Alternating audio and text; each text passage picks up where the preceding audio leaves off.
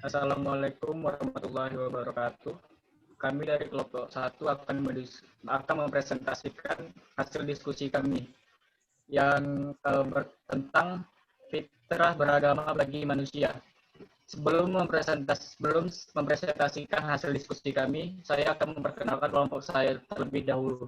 Yang pertama ada saya Nunggali Ababil, yang kedua ada Fadil Islah Hamganisyah, yang ketiga ada Freddy Haryatama Putri, dan yang keempat ada Rahmat Dwi Iswanto. Baiklah, langsung saja.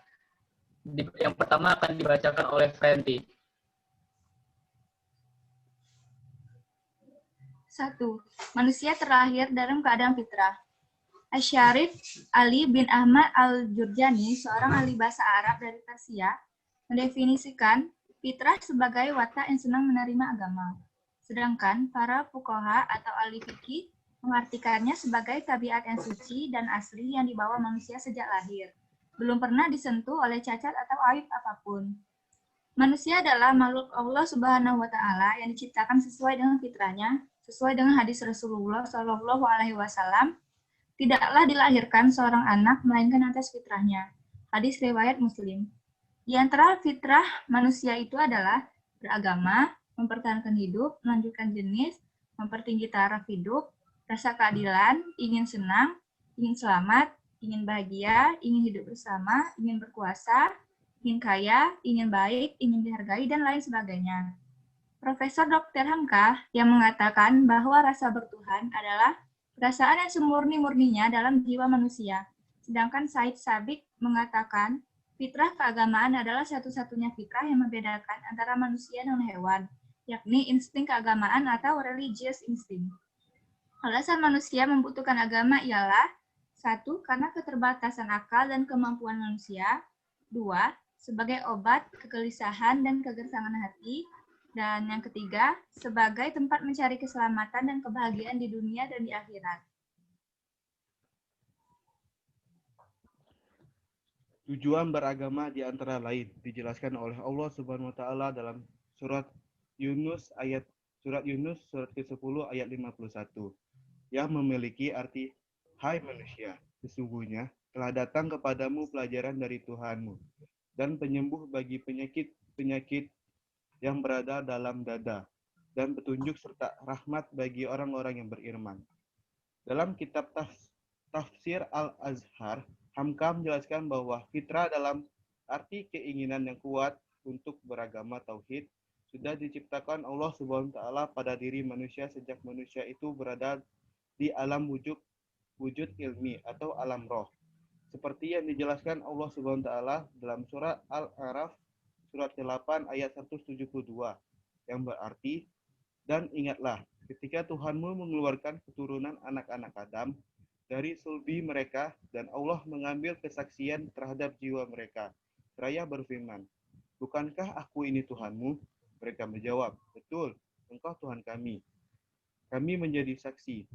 Kami melakukan yang demikian itu agar di hari kiamat kamu tidak mengatakan sesungguhnya kami, Bani Adam, adalah orang-orang yang lengah terhadap ini atau keesaan Tuhan. 2. Beragama merupakan fitrah manusia. Agama Islam yang diturunkan kepada Rasulullah Muhammad SAW sebagai agama terakhir dan penyempurna dari agama-agama sebelumnya, Yahudi dan Nasrani, adalah satu-satunya agama yang selaras dan sesuai dengan fitrah manusia. Karena Islam hingga kini merupakan agama yang masih murni mentauhidkan Allah Subhanahu wa taala sebagai Tuhan yang Maha Esa. Ibnu Manzur, seorang pakar bahasa Arab, menyebutkan kata fitrah berarti sesuatu pengetahuan tentang Tuhan yang diciptakan oleh Allah bagi manusia. Ia berasal dari kata fatara yang berarti penciptaan awal yang belum ada contoh sebelumnya. Di antara firman Allah dalam surat Fatir ayat 1 menyebutkan A'udzubillahi minasyaitonirrajim. Bismillahirrahmanirrahim. Alhamdulillahi fatiris samawati wal ard. yang artinya segala puji bagi Allah sebagai pencipta langit dan bumi.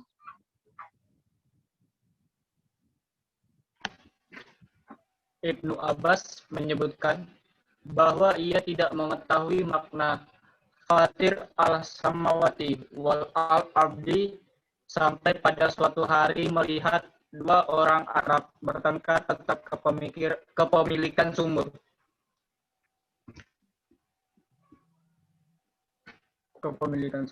Salah seorang dari mereka menyebutkan, "Ana fatartuha," saya yang membuatnya. Diriwayatkan oleh Al-Bukhari, Muslim, Ibnu Muzir, Ibnu Hatim, dan Ibnu Mardawai dari Abu Hurairah bahwa Rasulullah bersabda, "Tidak satupun bayi yang terlahir ke dunia ini kecuali atas dasar fitrah." Lalu kedua orang tuanya yang menjadikannya menganut agama Yahudi, Nasrani, atau Majusi. Seperti hanya binatang yang lahir sempurna. Apakah kamu menemukan ada anggota badannya yang terpotong, kecuali jika kamu yang memotongnya? Kemudian Abu Hurairah berkata, "Bacalah firhatallahi," ayat 30 surah Al-Rum. Melalui ayat ini, Allah menegaskan bahwa adanya fitrah keagamaan yang perlu dipertahankan oleh manusia. Bukanlah awal ayat ini yang merupakan perintah untuk mempertahankan dan meningkatkan apa yang selama ini telah dilakukan oleh Rasulullah SAW, yakni menghadapkan wajah ke agama yang benar. Bukankah itu yang dinamai oleh ayat ini sebagai fitrah? Bukankah itu yang ditunjuk sebagai agama yang benar? Jika demikian, ayat ini berbicara tentang fitrah keagamaan. Baiklah, itu hasil dari diskusi kami. Jika teman-teman ingin bertanya, silakan ajukan pertanyaan kepada forum diskusi yang telah disediakan.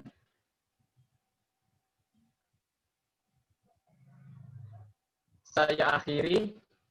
Wassalamualaikum warahmatullahi wabarakatuh.